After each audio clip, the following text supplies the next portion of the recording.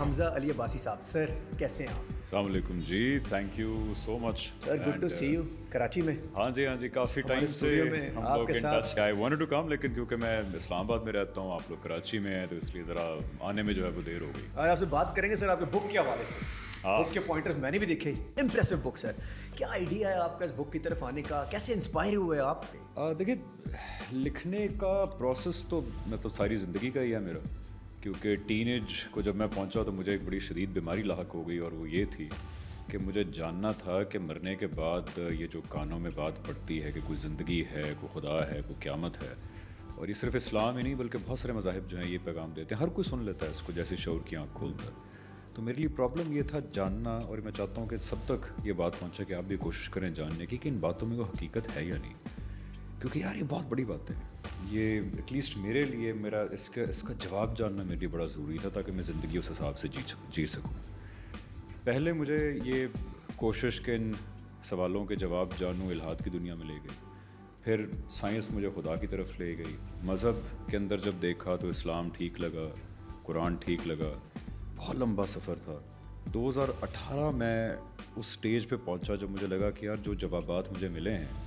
مجھے لگ رہا ہے کہ یہ بہت ٹھیک ہے. بار بار چیلنج کرنے کے باوجود جو ہے وہ جواب غلط نہیں ثابت ہو پا رہے تھے. تو تب میں نے پھر یہ بک لکھی. جو یہ بک اس بارے میں ہے کہ مجھے جو جوابات سیٹسفائنگ لگے خدا کے حوالے سے, ایگزسٹنس کے حوالے سے, آخرت کے حوالے سے, جو مجھے ذاتی طور پہ سیٹسفائنگ لگے, ان کو میں نے پین ڈاؤن کیا. اور اس کے پیچھے 2-3 وجوہات ہیں لکھنے کی. ایک تو یہ ہے کہ اللہ تعالیٰ سے ثواب حاصل کرنا ہے, کیونکہ جس خدا پہ مجھے یقین ہے کہ یہ ٹھیک والا خدا ہے, جو قرآن کا خدا ہے, بائبل کا خدا ہے,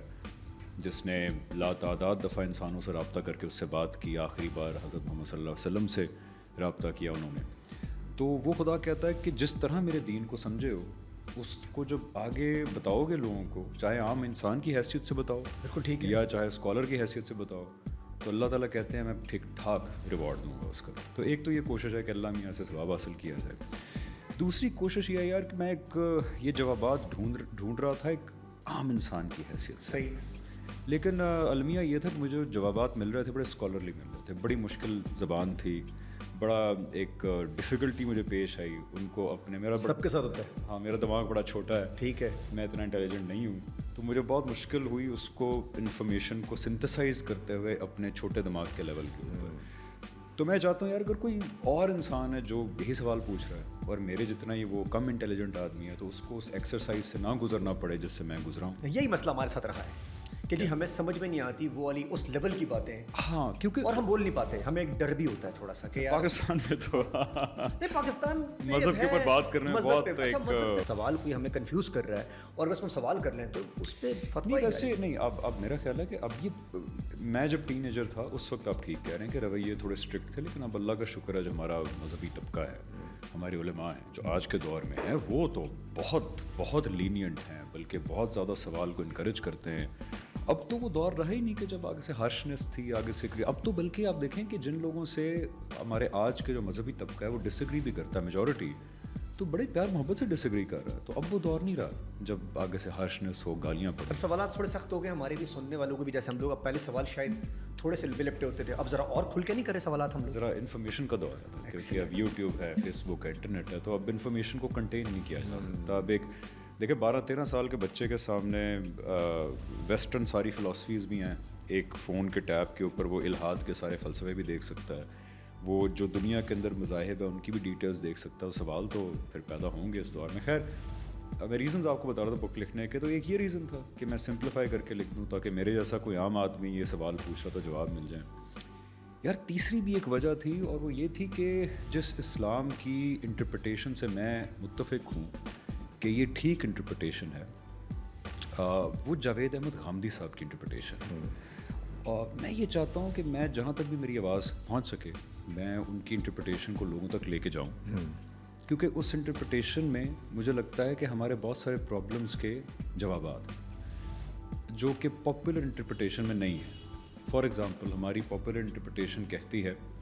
پاپولر انٹرپریٹیشن کہ خواتین فار ایگزامپل اول تو ان کو گھر سے باہر نکلنا نہیں چاہیے. صحیح ہے. اگر نکلیں بھی صحیح تو پورے کا پورا الف سے لے کے یہ تک, سر سے لے کے پاؤں تک ان کو چادر میں ہونا چاہیے. گاندھی صاحب جو ہے اس کے برعکس ہمیں یہ کہتے ہیں کہ نہیں،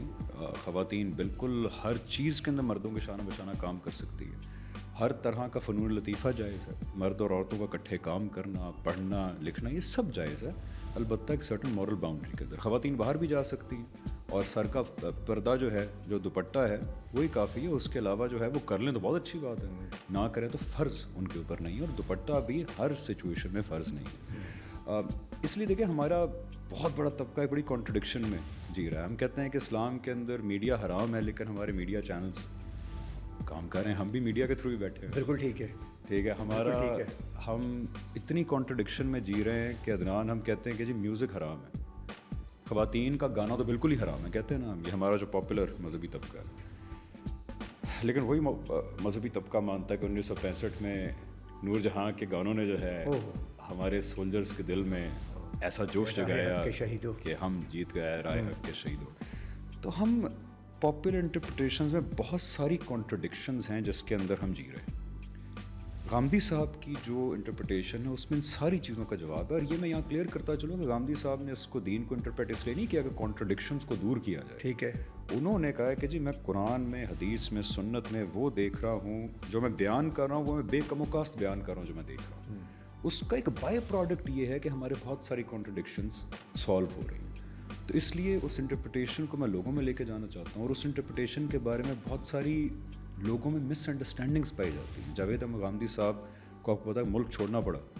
تو ان کی جو دین کے بارے میں تعبیر ہے اس کے بارے میں بہت مس انڈرسٹینڈنگز، اور میں جہاں تک ہو سکے ایک عام آدمی کی حیثیت سے، میں ان کا کوئی اسکالرلی اسٹوڈنٹ بھی نہیں ہوں، میں ایک عام انسان ہوں جس کو ان کی طرف سے بہت سارے جوابات ملے، تو میں اپنا رول پلے کرنا چاہتا ہوں کہ اس انٹرپریٹیشن سے متعلق جتنی بھی غلط فہمی ہیں ان کو میں اپنے جو بھی سوچ ہے اس کے مطابق ایڈریس کر سکوں۔ بہت سارے لوگ گاندھی صاحب سے بھی اختلاف کر رہے ہوتے ہیں، آپ کے مینٹور بھی ہیں، کہیں نہ کہیں مینٹور تو آپ کہیں گے ان کو، ٹیچر کہہ دیں گے، کیا کہیں گے؟ ٹیچر کہیں گے، ٹھیک ہے۔ تو آپ یہ دیکھیں کہ بہت سارے لوگ کہتے ہیں جی گاندھی صاحب کی جو فلاسفی ہے، فار ایگزامپل آپ نے کہا دوپٹہ نہیں پہنے تو ٹھیک ہے، بہت سارے لوگ کہتے ہیں کہ جی اسلام میں ہے کہ بال چھپے ہونے چاہیے، تو یہ جو کانفلکٹ ہے کہ کہیں نہ کہیں کیسے پھر اس کو ہم وہ کریں گے؟ ماڈرن اسلام والی سچویشن تو نہیں آ گئی ہے کہیں؟ لیکن نا اس کے اندر جو ایک تو ریکویسٹ ہے کہ جو لوگ بھی گاندھی صاحب پہ تنقید کرتے ہیں ان سے گزارش یہ ہے کہ وہ پہلے یہ پوری طرح دیکھ لیں کہ گاندھی صاحب جو کہہ رہے ہیں وہ کیا کہہ رہے ہیں، یعنی کہ وہ کوئی ریزننگ تو پریزنٹ کرتے ہوں گے۔ فار ایگزامپل سورہ احزاب میں اگر ایک آیت ہے جو کہ پردے کے زمرے میں پریزنٹ کی جاتی ہے، تو جب گاندھی صاحب سے مد مقابل آپ وہ آیت پریزنٹ کرتے ہیں تو آپ یہ تو دیکھ لیں کہ وہ اس آیت کے بارے میں کیا کہہ رہے ہیں، بالکل ٹھیک ہے، پھر اس کے اوپر آپ کرٹیک کریں، پھر اس سے آپ ڈس ایگری بھی کریں، کیونکہ ہوتا یہ ہے کہ ہم کہتے ہیں جی گاندھی صاحب یہ کہہ رہے ہیں، لوگ قرآن کی آیت سامنے لا رہے ہیں، تو کہتے ہیں یار اس کے بارے میں گاندھی صاحب کی بھی آنکھیں ہیں، انہوں نے دیکھی ہوگی نا قرآن کی آیت، اس کے بارے میں سو آپ ڈس ایگری کریں، کرٹیک بھی کریں، لیکن پہلے ان کا پورا ایک ریزننگ دیکھ لیں کہ وہ کیا کہہ رہے ہیں، نمبر ایک، and you are free to disagree. نمبر دو، ایک چیز جو مجھے گاندھی صاحب کے ہاں یا اس اسکول آف تھاٹ کے ہاں اچھی لگتی ہے وہ یہ اچھی لگتی ہے کہ یہ اسکول آف تھاٹ کہتا ہے کہ جی